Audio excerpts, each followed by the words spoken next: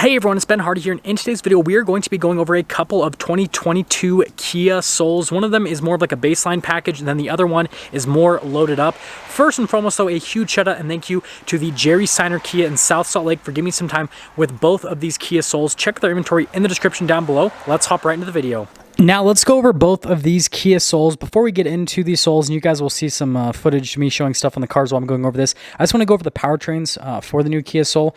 So the first and the base powertrain is a 2-liter naturally aspirated 4-cylinder, and that puts out 147 horsepower and 132 pound-feet of torque.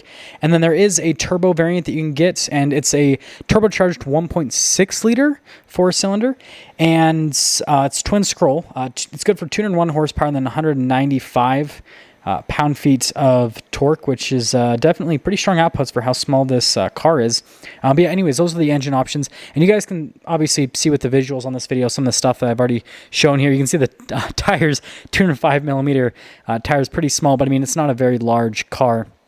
And this first Kia Soul is the kind of like the base model Kia Soul. The other one's more loaded up. And so you kind of have like the base model next to like the luxury Kia Soul, basically, is the best way to put it. I thought it'd be an interesting video to film for you guys, so that's why I put it together for the channel. Anyways, you guys can see the base wheels again there in the rear. And then popping here to the rear, it's always interesting, kind of like the overall like styling with the Soul. It's this like boxy vehicle, but it's so small at the same time. And so it's like, it's big, but it's small. It's such a weird vehicle in that way. You guys can see the cargo net here in the back, which is definitely a nice touch. And notice how low the loading floor goes down into. So you have like quite a bit of height in terms of storage space, which is definitely a big positive.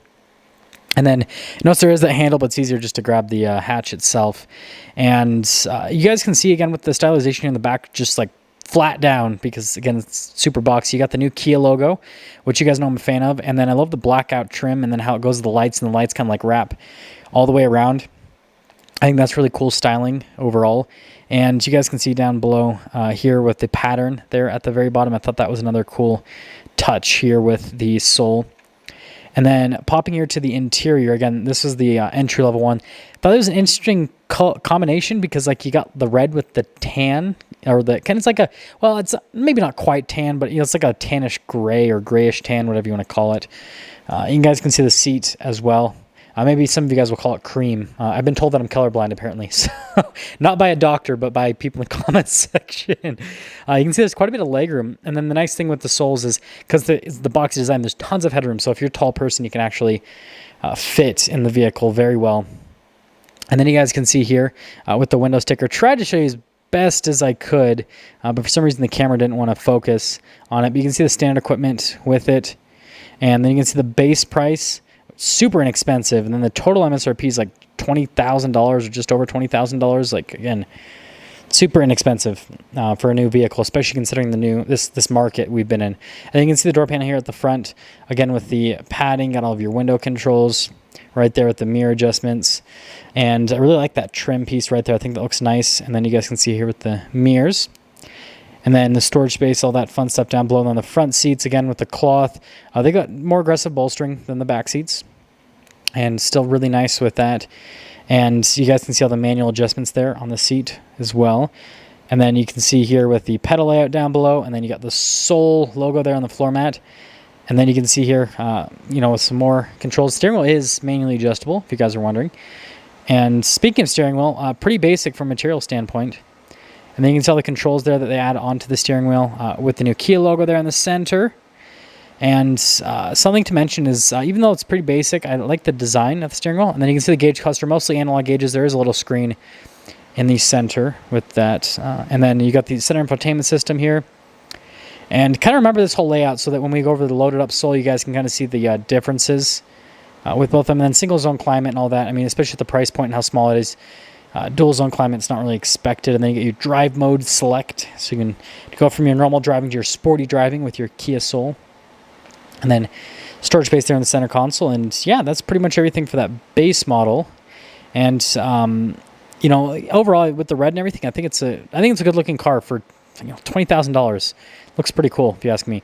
Now here's the more loaded up one. This is the luxury Soul, basically. So still new Kia logo. And you guys can kind of see it just has more of an aggressive appearance from a front end perspective than the base model red one. You guys can see how intricate that grille is there with the fog lights and everything, just how that all looks. I think it's a really cool aesthetic. And then also notice that chrome trim connecting everything there in the center. And the metallic gray looks really good in the sole. That's just my personal opinion. And then also the wheels, that's another big upgrade. You guys will notice that the wheels are significantly nicer looking and just kind of more of an upscale appearance. And we can see that the tire size, 215 millimeter. Beefy boys for Assault. No, I'm just kidding. It's still small. And then you can see the black pillars right here. They kind of break things up a little bit. And again, the tire and wheel setup there in the rear, which is the same as the front. Looks really good. It matches this particular one very well. And then with the rear, you can see all the same design touches and everything. And then if we actually pop open the hatch, you guys can see storage space in here. This is identical. There wasn't the cargo net, but there is a cargo cover. And then you guys can see the spare tire just underneath there. Still have the low loading floor, but it's kind of overall, you guys can see it kind of looks different a little bit there in the back, how they have it set up. And also notice again with the lights that go around. And we have our Eco Dynamic badge there on the back. And then popping here to the rear, you guys will notice a lot of similarities again. Kind of like with the material use, all that there on the door panel, all that design stuff, that pretty much all looks the same. And then the seats, you guys can kind of see the design here on the seats, pretty cool. Again, this is kind of more of like a luxury sole. It's not obviously top of the line, but it's kind of more of the luxury package seat. You guys can see you get a little bit more here on the rear. Tried to pull it out and it was like, not today, Ben Hardy, and then it finally came down. And that's the backseat area. Now, this is where you'll see a lot of changes here. Also, keyless entry is the front seat area here. So the door panel pretty much the same. Again, with that whole setup, how they have that. And then that material use right there. And then it has blind spot monitoring, whereas the base model did not, if I recall properly. And then you guys can see the front seats here. Just look a little bit nicer, right? Bolstering's the same and everything, but just, a little bit of a prettier appearance. They are power adjustable. That's another big difference there, right? Is you get power adjustable seats instead of manual seats. And you can see the pedal layout just down below. And then you can see more stuff going on here in this section because it's got more safety tech, right? Steering wheel still manually adjustable. And then also notice the trim around the vent. And then notice the steering wheel, the trim on it. It looks a lot nicer, a lot more premium. A lot of the same controls. And then you guys can see the gauge cluster pretty much the same with that whole setup, right? Analog and then the screen there in the center and then infotainment system. You can see that whole setup. And then down below with the climate controls, dual zone climate.